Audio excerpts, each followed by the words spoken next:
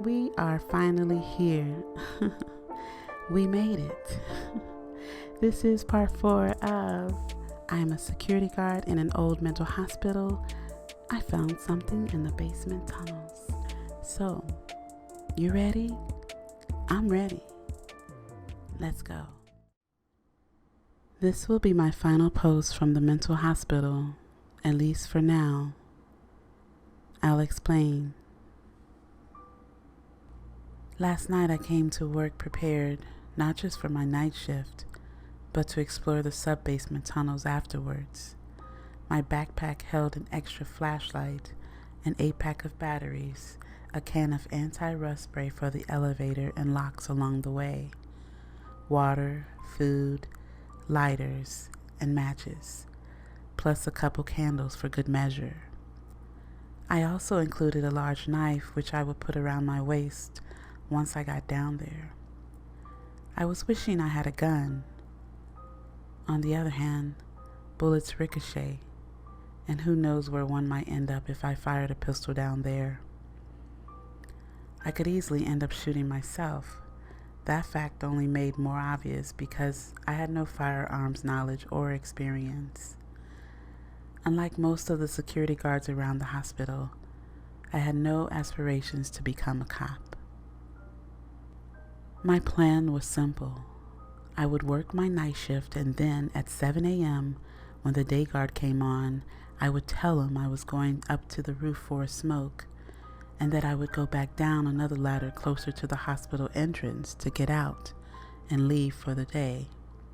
Matt hadn't seemed bothered or concerned when I had used the excuse on him, and he was the one coming in to relieve me, so I didn't think it would be an issue. I would use the key I had stolen to go back down the elevator and explore. My headache was pounding, getting worse by the hour. It no longer went away completely when I slept, instead hanging around in my dreams. My dream self would complain about it to my dream companions. The dreams would turn to nightmares, and I would have visions of myself chained to a post in the basement of Century Manor, of ice picks and sledgehammers being pounded into my skull. By Doug, of course. His daughter laughing happily while she watched, swinging her legs excitedly from atop the plastic wrapped table where she perched, asking, "Can I help, Daddy? Can I pull out her tongue next, please?" I would wake and the sun from outside my window would assault me immediately. I would feel like a knife was being driven into my skull. I had started taking 4 and 5 codeine painkillers at a time, and my head was starting to feel fuzzy from the constant narcotic effect. They did little to help, though. When the time came this morning at the end of my shift, I was ready. Matt came in and we had a quick chat and discussed the issues of the night before. There hadn't been any. It had been quiet aside from another 6 patients had gone missing. Everyone assumed they had absconded. I knew it may not have been that simple. Mary Ann, the Queen Bee nurse who worked on E3, interrupted us buzzing to get out of the unit. Her shift was over. She looked up at the camera expectantly and waited for the click of the magnetic lock. I rolled my desk chair over, wheeling halfway across the room with one quick push of my legs. I hit the 5 button, then the 4, and she came out into the alcove in front of us, separated from us by the glass window and a locked steel door. The alcove was where we would pass out a metal detector for the nurses to wave over the patients as they came back from their jaunts outside the unit, their privileges. It was a medium-sized glass-walled room where patients and staff entered and exited the unit. I was about to look back at Matt when I noticed Mary Ann was smiling broadly at me. I was surprised and did a quick double take. She had always hated me, I thought, though I couldn't determine why. The smile she had on now she usually reserved for patients when she was trying to get them to do something they didn't want to do, and it faded immediately when she turned around. I had seen it on camera last night from one of the many monitors in my booth. A patient hadn't wanted to take his medication. She had said a few words to him, smiling as she was now, and he took the pills and swallowed them dry. She had turned and looked away from him. Her face had gone hard and cold instantly. This grin, on the other hand, looked genuine. I was surprised to see she actually looked radiant, her hair streaming out behind her as she walked past. "Good night, Jordan," she said as she walked up to door number 3. It was morning, but when you work nights, that's what you say as you leave, as well as the prerequisite, "Have a good sleep," which she tacked on next. She was actually being friendly. I couldn't believe it. I found myself smiling back before I could stop myself. "I told you, I have a sickness, needing people to like me." "You too." I waved at her and buzzed her through doors 3, 2, and 1 so she could get out. I looked back at Matt and saw him eyeing me strangely. "You two sure are chummy," he said. "That one's been a complete bitch to me since I started here. She called me an idiot the other day because the door got stuck." I told him we had never really gotten along either, that it was strange she was so nice all of a sudden, but maybe she was just happy to go home for the day. I finished my report and told him my cover story. I was going up to the roof for a smoke, then would take another ladder down and out the front entrance to get home. He looked a bit more suspicious this time. It was a bit unusual, I suppose. But he said sure, and I climbed up the ladder with my backpack, his eyes watching me the whole time, his brow furrowed. I got up to the roof and found the old elevator chained up just as it had been before. I took the old key out of my pocket and gave the lock a spray with the lubricant canister I had brought. I opened it up and I sprayed the elevator down with it as well, trying to get any moving parts.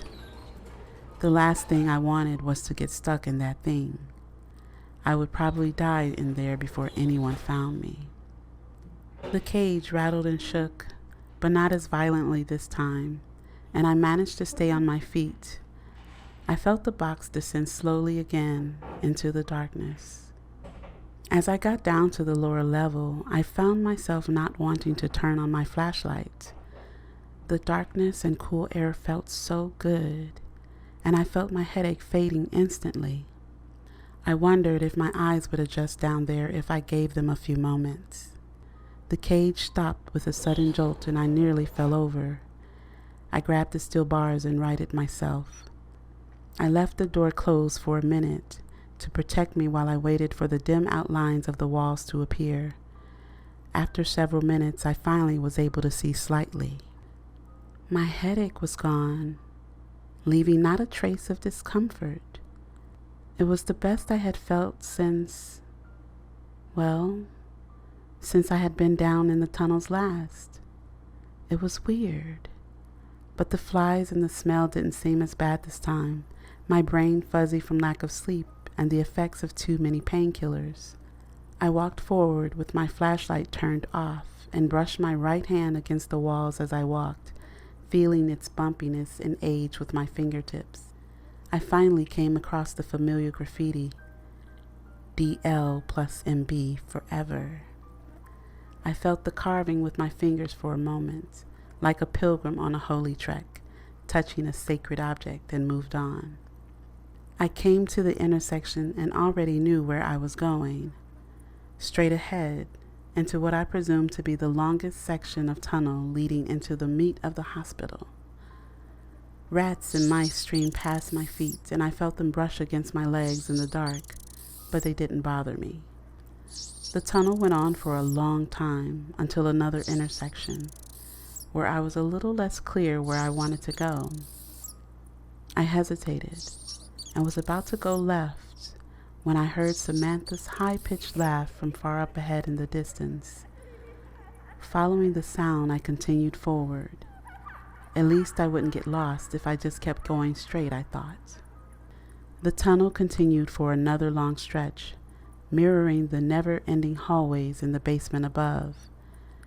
It helped that I knew the hospital well, so I wasn't scared of becoming lost. I would just picture the basement above me and use it as a guide. That plan went to hell when I came across a hole in the side of the tunnel. It appeared to have been carved out roughly and imperfectly by the crude tools of amateurs. It opened up into a tunnel which descended downwards. The walls of this new tunnel were dirt and appeared to have been dug in the same amateur fashion. It was narrow too, and I found I had to get down on my hands and knees, even my belly in places, to get through. I elbowed my way past rats and mice, and they nipped at my hands playfully. They seemed friendly, and I wanted them to like me, so I let them. The smell was no longer bothering me, I noticed. I couldn't even smell it anymore. The flies had become thicker, blanketing my face and tickling my eyeballs as they skittered across them. I didn't swat them away, just continued crawling forward. Eventually, I came out into an opening. It was dim, but my eyes slowly took in all the details. It appeared to be the vast cavern of a cave system beneath the hospital. There was what appeared to be a natural rock formation which resembled a ramp leading downwards. I walked down slowly, watching my footing as the dirt slipped away beneath my feet occasionally, threatening to send me sliding off into the dark pit yawning beneath me to my right. I stayed close to the rock wall on my left, leaning against it for comfort. I've always been afraid of heights. I finally got down to the floor of the cave and saw several tunnels opened up before me. I had no idea which one to go through next. I was at a crossroads again. I looked around and saw more details coming into focus in the darkness. In the area to my right was a shallow pit filled with bodies, too many to count. The flies were gorging on them, making nests of eggs and soft rotting flesh as it decayed. Millions of maggots were squirming everywhere, all throughout. Rats and mice scampered around the pile, pulling off ears and fingers and munching on them noisily. Normally, that sort of thing would bother me. I heard Samantha's laugh from behind me, close this time, and hands grabbed me before I could react. I saw human forms appear from the shadows and saw they had been waiting for me down here. They had blended in with the shapes of the cave. I hadn't even seen them standing a few feet away from me. As the person behind me zip-tied my wrists expertly, not too loose or tight, I saw a face come into focus before my eyes. I was startled to see it was Mary Ann, the nurse from upstairs, the queen bee. "Hello, Jordan. So glad to see you," she purred. "We were hoping you would come down to meet us. We've been waiting for you."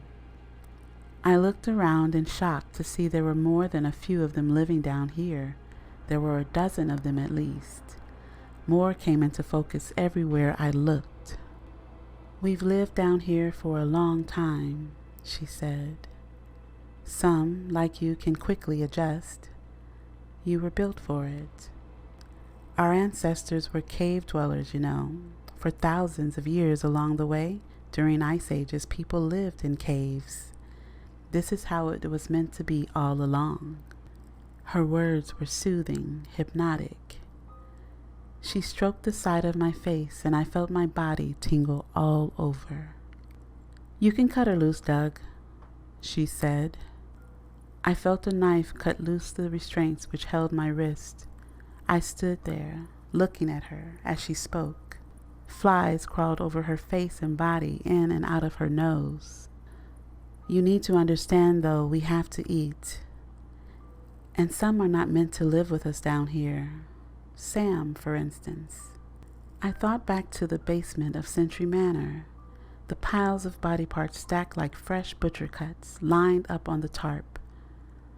So it appeared that Sam, the toady pedophile patient, had been a potential member of this group, but it appeared he hadn't made the cut. They fulfill other purposes. He wasn't like us. Besides, we could have never trusted him alone with the children, you understand. I nodded, entranced. A thought popped into my head. I tried to swat it away, but it persisted. I had to ask. And what about Rhonda? I asked, still under her spell, just barely able to get the words out.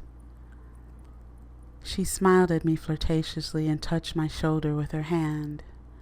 I melted under her gaze and felt my knees buckle. How old was she? Her face looked so young, but her hair told a different story. I wondered if the lack of light down here kept you looking young longer. No sunspots or wrinkles when there's no sun, I thought sleepily. I was suddenly very tired. I wanted so badly to take a long nap. She never did answer my question, at least not that I can remember. She led me over to a soft spot on the ground with a pillow. I lay down in the dirt and put my head down, falling asleep instantly. I slept for a few hours, according to my phone, when I woke up. The light from the screen was far too bright and it hurt my eyes. Still, I felt like I should finish telling you all what happened to me, that I'm okay. I owe you that much for following along this far. I'm going to be fine down here with the rest of the gang. We have everything we need. I typed this out with my phone on the dimmest setting possible on blue screen mode, anything to get rid of the blinding light of the screen, which threatened to bring that terrible headache back. Just the thought of it made me sick. I asked Samantha if she could bring my phone upstairs next time she goes up to play, so that she can hit post on this when there's enough signal to get it out to you all. Thank you for reading my story. Sorry it didn't turn out the way you might have hoped for me. But don't worry about me down here. We have plenty of fresh water from an underground spring. It's the cleanest tasting water I've ever drank. There's lots of food too, if you don't mind eating only meat. It's pretty much a carnivore diet down here, I've been told. Except when Marianne brings down the occasional bag of veggies from the grocery store. She hates to go there though, can't stand it in fact. We do well enough on our diet of roasted meat. Although, it is a bit tough and stringy, not much fat content usually.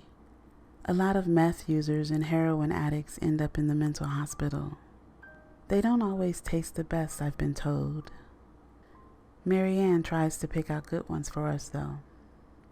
Samantha tells me all these little tidbits. She and I have become fast friends.